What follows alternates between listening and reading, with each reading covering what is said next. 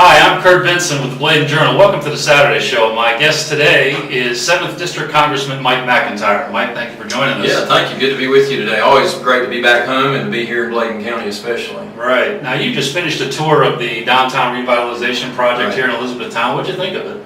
Oh, I think it looks great. I know last year around the Christmas season and the first of this year, it was really rough looking because of all the construction going on, and there's never a good time to do that. Right.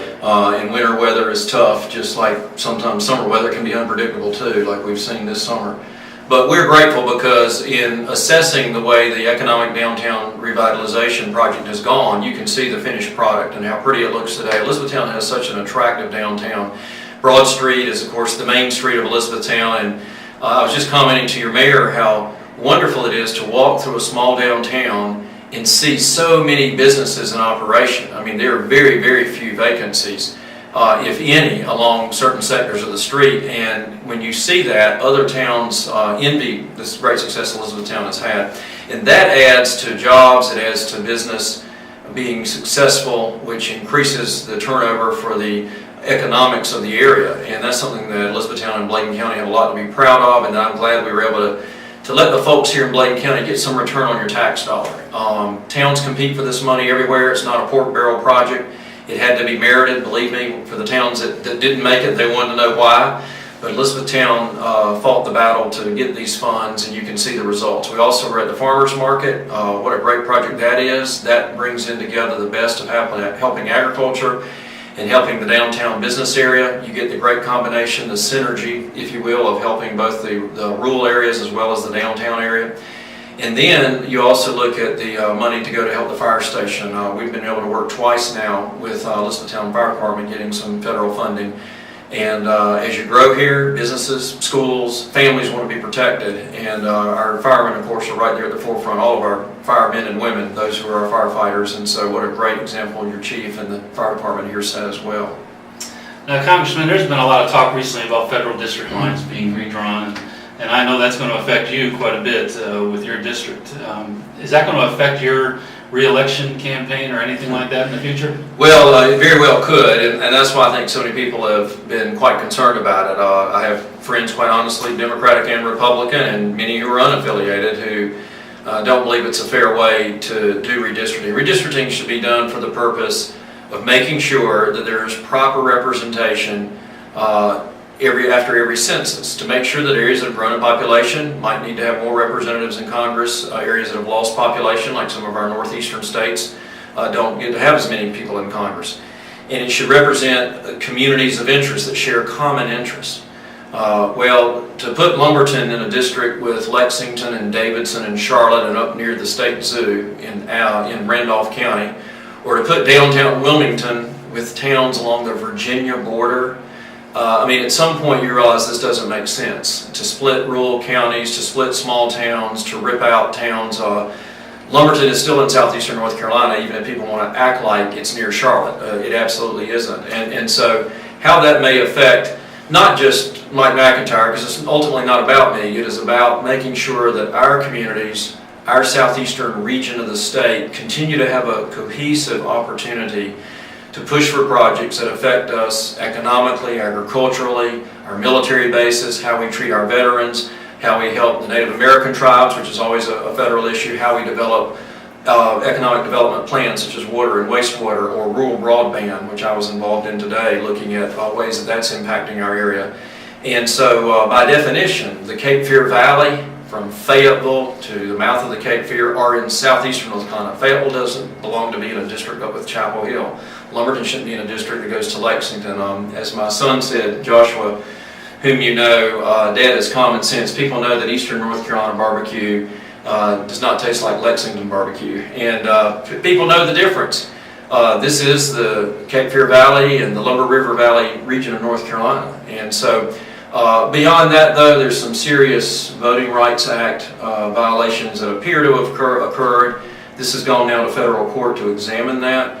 And there might be some state constitutional issues. Some people hadn't thought about that really, but this issue about dividing rural counties and rural towns that have not grown to the extent that you would expect them to be divided, like a Charlotte is a metropolitan area, and you've got to, by definition, to have equal representation, you have to have more than one congressional representative.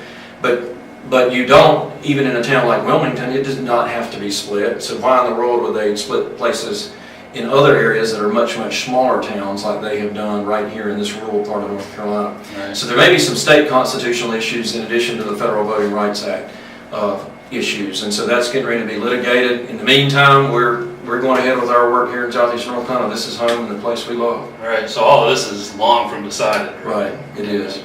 Now, something else that kind of has been decided is the debt ceiling. That was approved by Congress not too long ago, and it wasn't one that you could support. Right. Why was that? Well, I felt like it was not the way to go about doing it. Basically, for me, simply, it was an issue of financial security, personal security, and military security. The financial issues, of course, we've got to make sure that we're being responsible with how we handle the taxpayer money. We've got to rein in this outlandish government spending that has gone on and on for the last several years. Thankfully, and by the opportunity to serve over the last several years, I was in Washington when we did balance the budget in the late 90s, and I know it can be done. And we had both parties working together. We had a Democratic president and a Republican speaker at the time, just like we do now, and we were able to work it out and actually have a surplus. Well, things have changed, obviously, since the year 2000. But there is a way to be responsible with taxpayers' money and not be on these spending binges. I've always supported a balanced budget amendment. I feel like that's got to be part of the solution. I know that as we also look ahead, we've got to make sure we're not jeopardizing people's personal security. That was the second concern I had, to arbitrarily make cuts in Medicare. When our hospitals, we know that Bladen Hospital barely survived until Cape Fear Valley Medical Center bought it out. We know that our other rural hospitals, or the regional hospitals that serve the rural hospitals, they can't serve the people of this area if you have arbitrary cuts into Medicare or Medicaid. And so you've got to make the hard decisions. It's always competing priorities in the budget. We have that in our family budgets. You have it in a business budget. You have to decide what is more important in terms of spending and accounting purposes, and not just say, well, we're just going to whack everything and not look at it exponentially if it hurts us in a greater way. And then the third area was military security. Being on the Armed Services Committee, I know that our incoming chairman of the Joint Chiefs of Staff said that this would be extremely difficult for us to be able to handle arbitrary cuts in the military. Yes, there are areas that we have to examine carefully and make sure the Pentagon is budgeting wisely. There's no doubt that Congress ought to have that oversight. But there's no doubt either that we should never, ever, in any way, not be properly supplying our troops or making sure that they have the equipment or resources they need to do the horribly dangerous job that they're called upon to do. So I had those concerns, but we have many more battles on that front, and I'm sure when we go back to Washington in the next few weeks, we're going to be revisiting the budget issues, because we've got to make sure we get the house in order financially, just like you and I would want to do with our own personal budget. All right. Now, last thing I wanted to ask you, Congressman, you've said many times your main focus is putting people back to work. Mm-hmm. I know last year you had the Make It in America effort, and now you're promoting a Jobs First, Jobs for Us effort. Tell us a little bit about that. Well, the main thing is we got to make sure that jobs stay number one on the agenda, and for us they are. It's jobs, jobs, jobs. And there are several things that we're looking at. One is, right now we're doing a 3-county tour of a dozen different businesses, looking at jobs that are struggling, jobs that businesses that have been successful, what issues need to be addressed to help enhance the economic atmosphere in different towns. That's why we're looking in Elizabethtown at the positive ways downtown Elizabethtown has succeeded, the positive ways the farmers market can bring that nexus of agriculture and economics together for downtown, the positive way that helping our firefighters and our law enforcement work to help promote safety and ultimately we hope reduce insurance rates for businesses and families. We've also spent some time at some local factories. We've also spent some time with some other small business operators looking at issues and how they affect them. We want to combine that with, on September 12th and 13th, I'll be hosting a Business and Economic Summit in Washington. And this will be the 15th annual one that I've hosted. We bring together about 250 business leaders from all over North Carolina, including a majority from our area. And they come up with their chambers of commerce, and I invite anyone who's watching or listening to this to come. There's no charge. If you get yourself to Washington and find a place to stay, come join us. There's no charge for the seminar. And we've had people at these seminars, I've done them every September. We've had folks from John Kerry to John McCain, We've had folks from the late Jesse Helms to Hillary Clinton. And so we have had folks from the Pentagon, from the Democratic leadership, the Republican leadership, the U.S. Senate, the U.S. House, federal regulatory agencies. And when people say, what are they thinking? Why are they doing this? Don't they know how this affects my business or our schools or our communities? Well, come on up to Washington, because at this seminar you can sit right across from them and ask those hard questions. It'll be the Monday and Tuesday after Labor Day, September 12th and 13th, and we hope people will come. And then third, in October, we're going to have another Job Seekers Boot Camp. We've already been involved in 2 of these. In recent months, we're going to do another one right down the road at Robinson Community College. And it's an opportunity to match up those who have certain skills in ways that they can enhance their resume, enhance their job-seeking opportunity with the kinds of businesses or industries that may be looking for those skills and those jobs, or those folks to fill those job openings. We want to get those who need employment and those who can offer employment together. Legislatively, Make It in America is legislation that we're promoting that would help reignite our manufacturing base. We know that these textile agreements in recent years have been nothing but costly to us. I'm a sponsor of repealing NAFTA, the North American Free Trade Agreement, because we know how that devastated jobs in our area. These other trade agreements have hurt us significantly in North Carolina, whether it's been textiles or furniture. Those have been the main areas that have hurt people I grew up going to school with, that lived in my neighborhood, that went to my church, that I went to high school with, that had worked 30 and 40 years at a local mill and suddenly found themselves losing jobs to people either south of the border or overseas. Right. And we've got to close the tax loopholes for companies that are shipping jobs overseas. We've got to make sure we're working with our community colleges, like Bladen Community College has been great to work with. I mentioned Robinson Community College. We've worked with other community colleges throughout this district on job and worker training and retraining, small business entrepreneurship.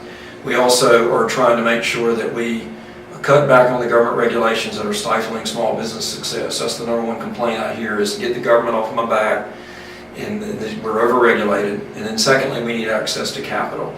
And I've met with local bank boards from some of our community banks here, as well as some of our mid-sized banks. They're the ones that day to day know the local people and have the exchange of what are we going to do to help you in commerce here locally. And we've got to make sure we open up those avenues as well. So all of this is part of the larger package of trying to make sure that we are putting jobs first and that we are helping people right here at home where they need help. Well, I know jobs are a big deal for just about everybody, so we wish you a lot of luck with this effort. And we certainly thank you for coming and stopping by and spending this time with us. And it's good to see you in Elizabethtown. Well, thank you. We love Elizabethtown. Bladen County is a great place, and I was here last week meeting with the sheriff and many people in law enforcement, firefighting, and rescue squads. Spent some time with your new superintendent for the schools, and those school years starting. And so there's so many different aspects that, I met with the blueberry farmers last week too. So there's so many different aspects that we're working on. We live in a diverse district, but that keeps it challenging, but it keeps it a great opportunity to help people in a lot of different ways. Right. Well, thank you again very much. I appreciate it. God bless you. Thank you. And thank you for joining us on the Saturday show. Y'all have a good week.